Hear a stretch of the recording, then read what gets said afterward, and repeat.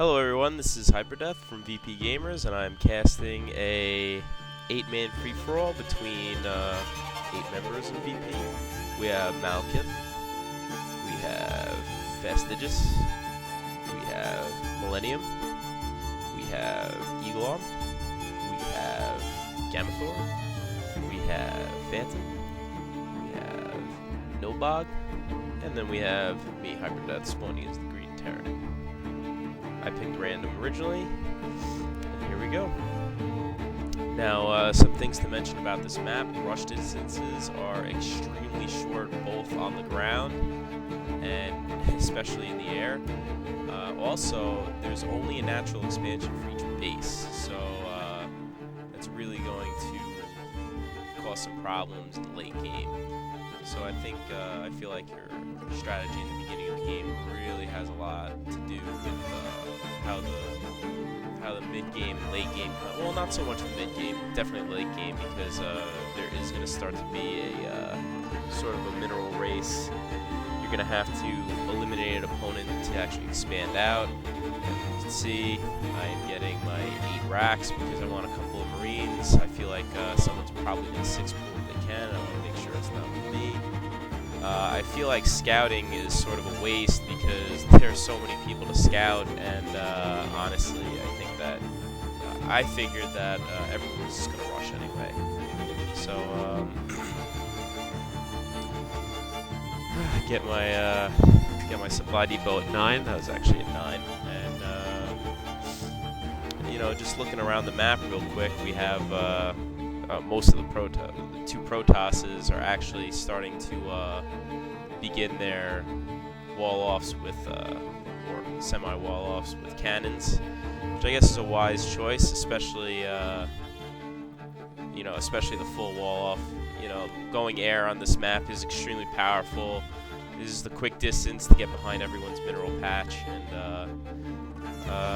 yeah, and wasting minerals on probably the Ring O cannons or Ring O missile turrets would probably not be a wise idea since there's so few minerals on this map to begin with. Alright, my strategy of this game is honestly to pump Marines like crazy because Marines are an excellent unit, very high DPS. They can both hit ground and air, and you can rebuild your army real quick. However, I chose to not make more than 2 barracks this whole game because I was worried about running out of money, and then towards the end game, the whole map being mined out and not really having too much of an army.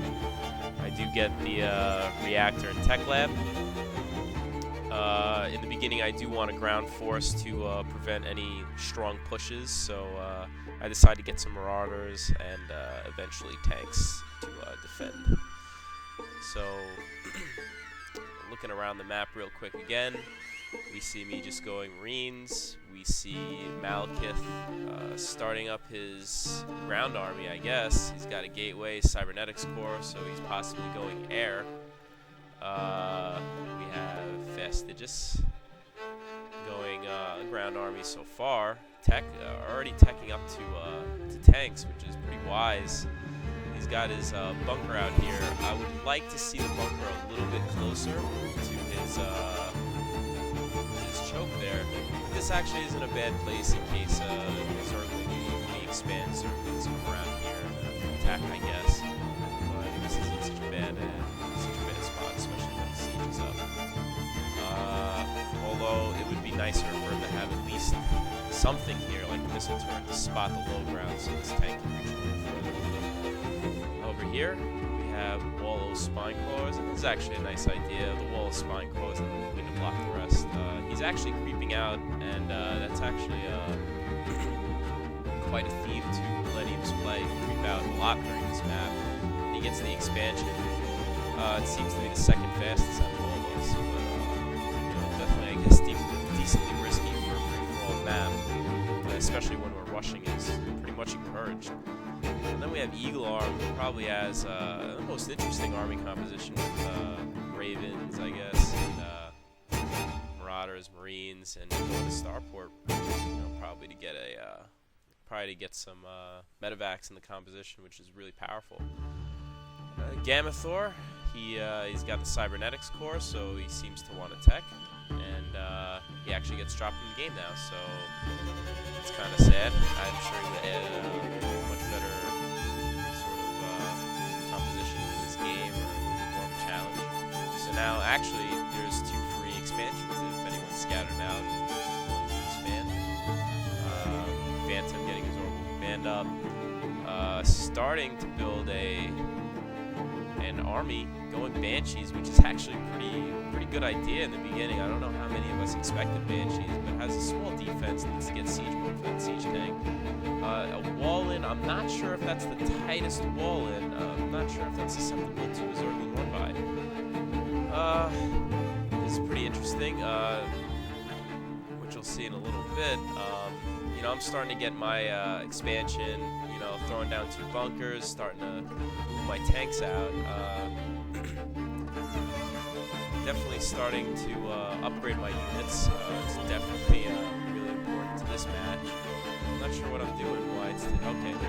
I'm starting to get this stuff from the bunker. More tanks coming out.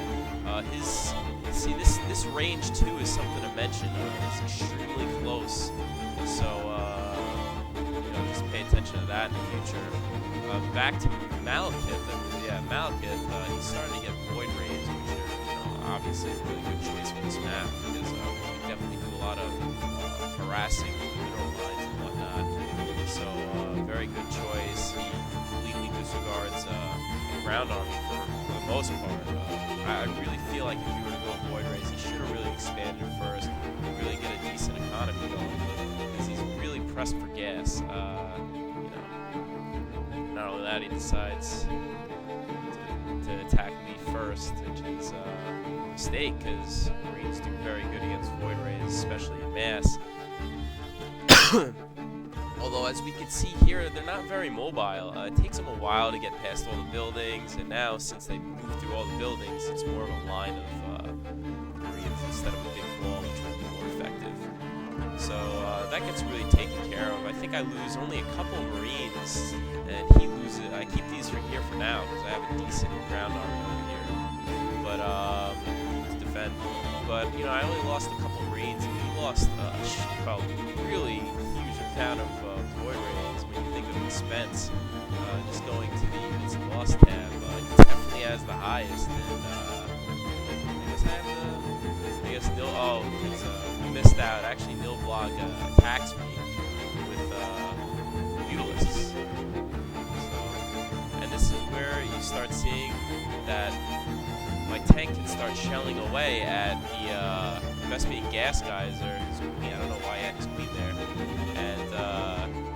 and close buildings. And at the same time, Phantom is actually attacking him. This is like the worst thing to happen on any free-for-all map, is when your two neighbors decide to attack at the same time.